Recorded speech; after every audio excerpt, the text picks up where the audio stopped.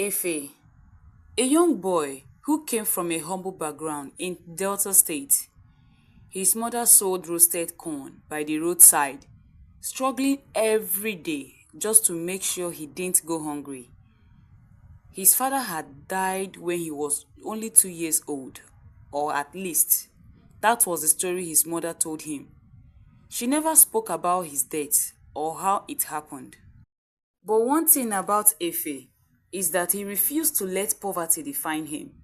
He believed that the only way to be respected in life was to look successful, even if it means pretending. Years later, in the heart of Lagos, where dreams are born and buried in the same breath, Efe became one of those young guys everyone admired from afar, handsome, charming, and confident. He wore designer clothes, drove flashy cars, and lived in a luxury apartment in LEKKI. But behind all the glints and smiles, Efe's life was built on a lie, a fragile house of cards ready to collapse at any moment. His uncle, Mr. Ibe, offered him a small-room apartment in Surulere and also offered him a decent job as a dispatch rider. But Efe refused. He wanted more. He wanted a soft life. He wanted people to look at him the same way they looked at the rich boys of LEKKI and Victoria Island. Through his smooth tongue and fake confidence, Efe started mingling with the wealthy. One Friday afternoon, he saw a post on Instagram by his old university friend, Tomiwa, a real rich kid, the son of a popular businessman. Instantly, ideas filled his head.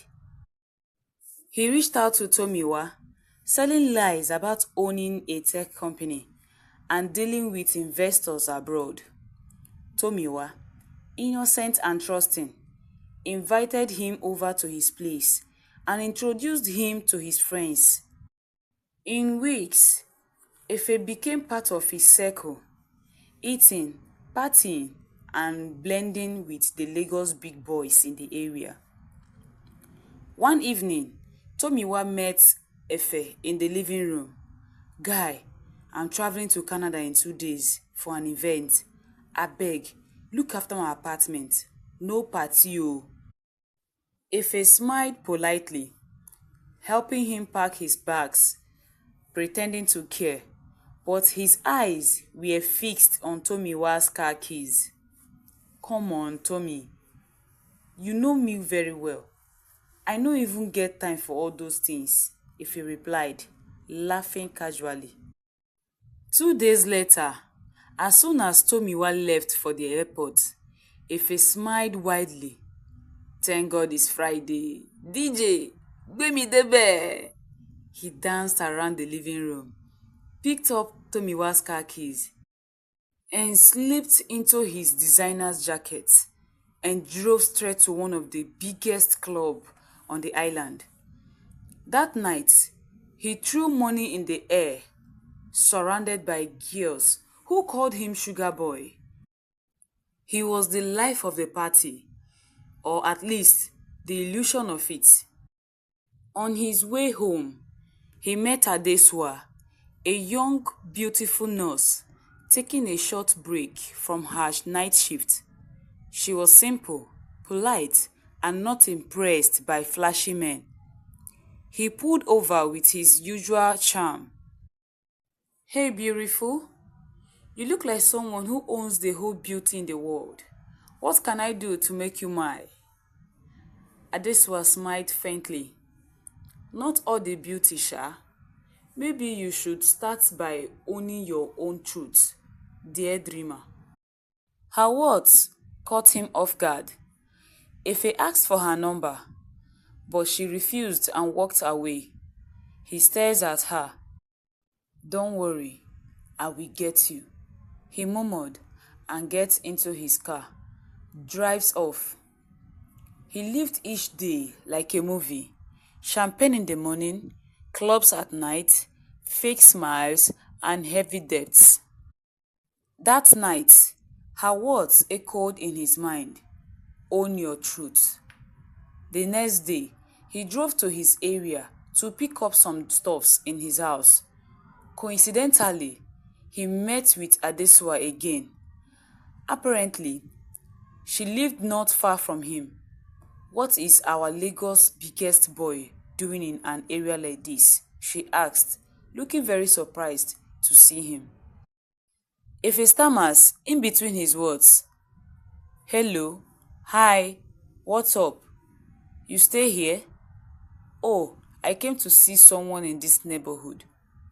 She wasn't impressed by his fake luxury lifestyle. She saw through his charm and questioned everything he said. They talked for some time, and for once in his life, Efe felt seen, not as a fake rich guy, but as a guy craving for warmth. Later that night, Efe couldn't sleep. Adesua's words echoed in his mind. He stares at his reflection and whispers, "Who am I really?" He asks himself. Less than a week, Tomiwa returned to Lagos unexpectedly. He finds his car parked at a clubhouse due to brake failure, his credit card used for massive bills, his name tagged in a fake business proposals. Tomiwa was so furious that evening as he tracked him down to his place at Ijesha, Surulere. "Efe, what is all these things now? What is all this nonsense? You used my car, my money, and my name for fake business deals." Efe was surprised to see Tomiwa at his area that evening. "Guy, what's up? Why are you back so soon?" "Wait, Tommy, please, I can explain," he begged him. "You are a liar. You have been living off my money like a parasite, Abi. You disgust me." He pulls out his phone and makes a phone call to the police. Efe was arrested in front of everyone in his area, including Adesua, who was just returning from work. She was shocked and heartbroken. There at Ikoyi prison, Efe sits hopelessly in the dark, cold floor. The men inside the cell asked him some questions, and he replied them quickly. Another inmate approached him, a man with weary eyes and a familiar scar on his hand. "What's your name, young man?" the man asked. Efe was shaking in fear, thinking he was going to be beaten by the man, as he responded, "Efe, Efe Omage." The inmate was surprised as he stares at him very well and said, "Omage, that's my name too." The man asked him so many personal questions, and Efe answered him without hesitation. The man pulled out a torn old picture of a young Efe with his mother. Efe was shocked as he stares at the picture. "That's me. Where did you get that from?"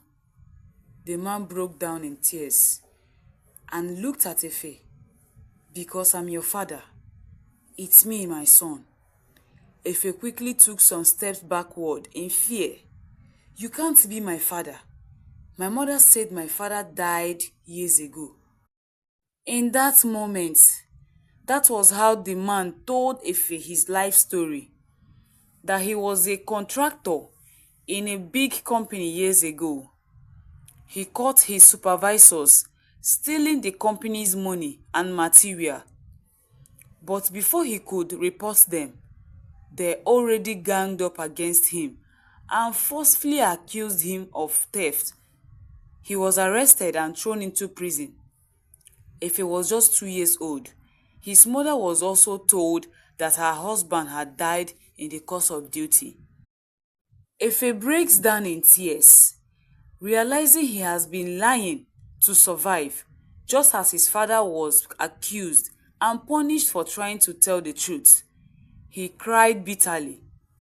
"I only wanted to prove to the world that I can live a better life without any hard work. But in so doing, I became worse. His father consoled and hugged him. After some minutes, he asked him about his mother's well-being, and they discussed life in general. Months later, Ife was released from prison thanks to Adesua, who had been quietly helping behind the scenes. She had visited his mother in Delta State. His mother told her the full story about Ife. She decided to help bring him out. She used her contact to get him a legal help. When Ife saw her outside the prison gate, he could barely speak. "Adesua, you did this for me?" She looked away shyly. "Everyone deserves a second chance, Ife." Ife smiled weakly. He had finally found peace, not in luxury, but in truth. He went back to work as a delivery man. It wasn't glamorous, but it was honest. Sometimes he delivers food to the same estate where Tomiwa lived. Tomiwa and his friends mocked him, calling him names, but Ife just smiled and drove away.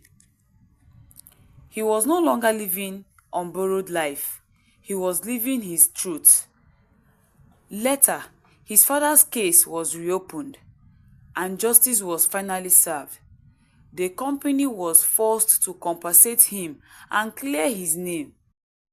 When Ife's father walked out of the courthouse as a free man, the family embraced him so tight. Ife, his mother, and his father together again after decades of pain. Adesua also supports him quietly. Gradually, their love grew up from honesty and not appearances. Sometimes, Ife delivers food in the same estate where Tomiwa stays and runs into him and his friends. They can only stare at him. Ife wears a faded dispatch rider uniform, but smiling at them with peace in his heart. His father finally wins his case against his old company, freed and compensated for all the damages caused. Ife was very happy as his family was finally complete, and seeing his mother smile as well was priceless at that moment. They went back home and celebrated his father's return with family and friends. In a world full of borrowed dreams, only truth pays rent, because no matter how far you run in another man's shoes, destiny will always find your footprints.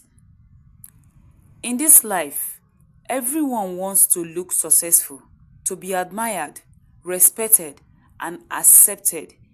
But many forget that appearances without truth is only a shadow. It fades the moment light shines on it.